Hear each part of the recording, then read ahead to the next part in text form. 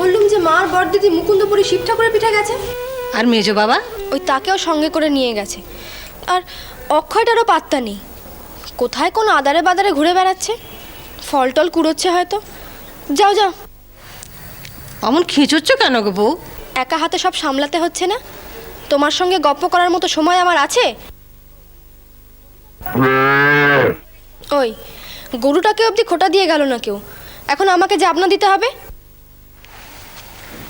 নতুন বউ আসবে ঘরে, তার জন্য আমি যে একটু আমোদ আহ্লাদ করবো তার জো আছে? সবসময় তো টান টান, দাঁড়া ভেঙে যাওয়ার জোয়ার।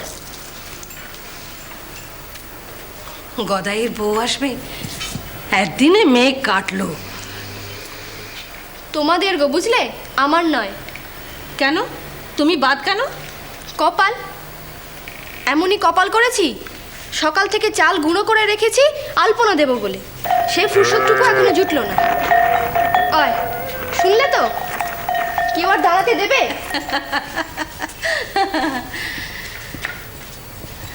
ভাসছে গোটা কামার পুকুরের মানুষজন, ভাসছে। মুখিয়ে আছে বৃন্দাবন, ছোট বড়,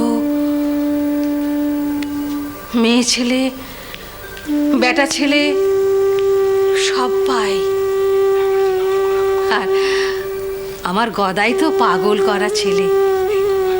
এই গোপাল, তেই মোহন বংশীধারী, একই অঙ্গে কত রূপ। আমাদের কোমর দাদা তো তাকে এখন শিব সাজে দেখে, তবে কোমর দাদা এখন রাধা ভাবে সেজেছে।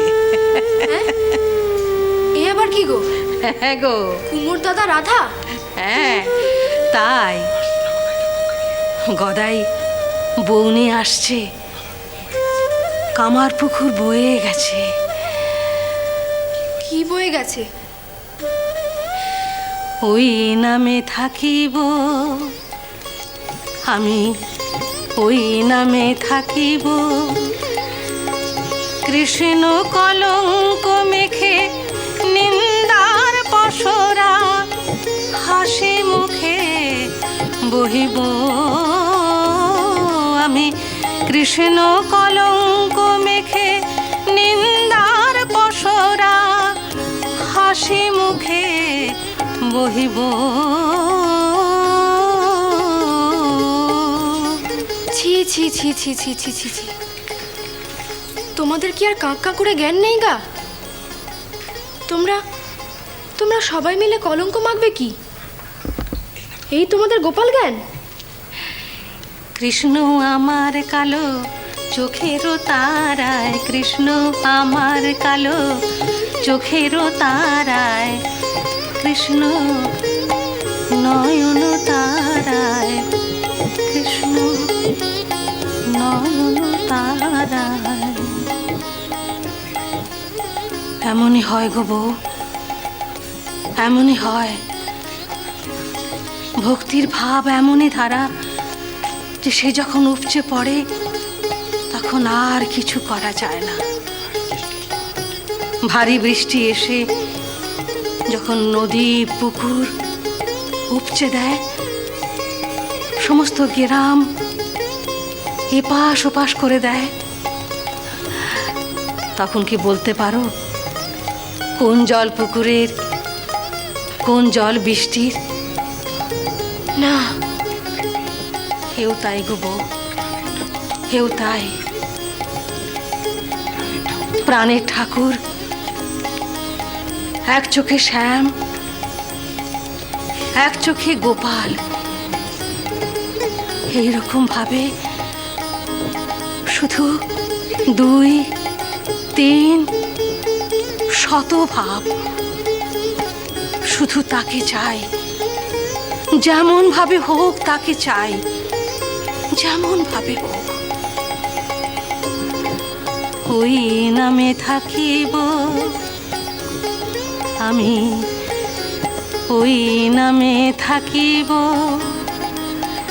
কৃষ্ণ কলঙ্ক মেখে নিন্দার পসরা, হাসি মুখে বহিব আমি কৃষ্ণ কলঙ্ক মেখে বৃন্দার বসরা। কই গো, মা আর বড়দিদি কোথায়? মার বড়দিদি ওই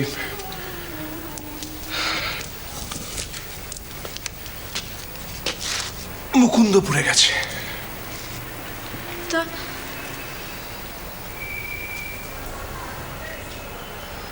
তা তুমি চলে এলে যে? ওরা এক মানতের পুজো মিটিয়ে আরেক মানত চাপাচ্ছে। কি যে হচ্ছে কিছু বুঝি না। তা বলি ওটা কি রঙ্গ হচ্ছিল? হ্যাঁ, অমন কথা বলো না গো। কেন? কামার নিয়ে এমন একটা ভাব বইয়ে দিল, কুলকুল করে উঠল বুকের ভেতরটা। সমস্ত কামারপুকুর গ্রাম নাকি রাধাভাবে ভাসছে, বৃন্দাবনের বাতাস বইছে। হ্যাঁ গো তাই। কি? মেয়ে পুরুষ ছেলে বুড়ো সবাই নাকি রাধাভাবে কৃষ্ণ ভজনা করছে। জানো, আমাদের এখানে যে উড়িয়া বৈষ্ণব বাবাজি আসেন, একদিন তিনি বলেছিলেন। কি বলছিলেন? বৃন্দাবনে গোটের রাখাল থেকে শুরু করে গরু বাছুর শুধু বৃন্দাবনেই নয়, শ্রী চৈতন্য মহাপ্রভুর কালেও নবদ্বীপেও নাকি পাখি বাতাস গাছ গাছালি এমন রাধাভাব সবার মধ্যেই হয়েছিল। হ্যাঁ গো এমন হয়, হতে পারে। জানি না, আমি কিচ্ছু জানি না বউ। আমি জেনেছি। এই মাত্র কামারনি সেই ভাব আমার মধ্যেও ঢেলে দিয়ে গেল। কিন্তু কিন্তু গদাই বৌনি আসতে এত দেরি করছে কেন? আমি যে আর পারছি না। ওর ওর কি এমন কাজ পড়ে গেল সেখানে, যার জন্য আমাদেরও ভুলে গেল? বউ, তুমি তুমি ওকে আমার কাছে তাড়াতাড়ি এনে দাও গো। আমি আর পারছি না। আমি তোমার দুটি পায়ে পড়ি। বউ কি করছো কি? তুমি তুমি ওকে তাড়াতাড়ি এনে দাও। আমি আর পারছি না।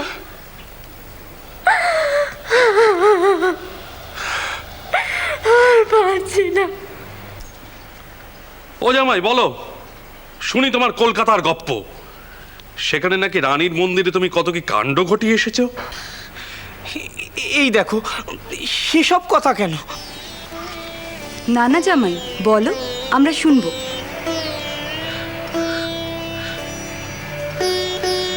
সে বলার কথা নয় গো মায়েরা, সে যে বোধের কথা। কত কি যে আমার ঘটতো।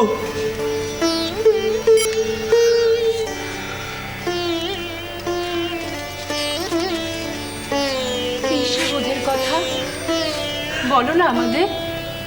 শুনেছিলুম তোমার নাকি জটা নেমেছিল, পাখি বসতো তোমার মাথায়। সে সময় তুমি শুধু চোখের জলে ভাসতে আর মায়ের দেখা চাইতে।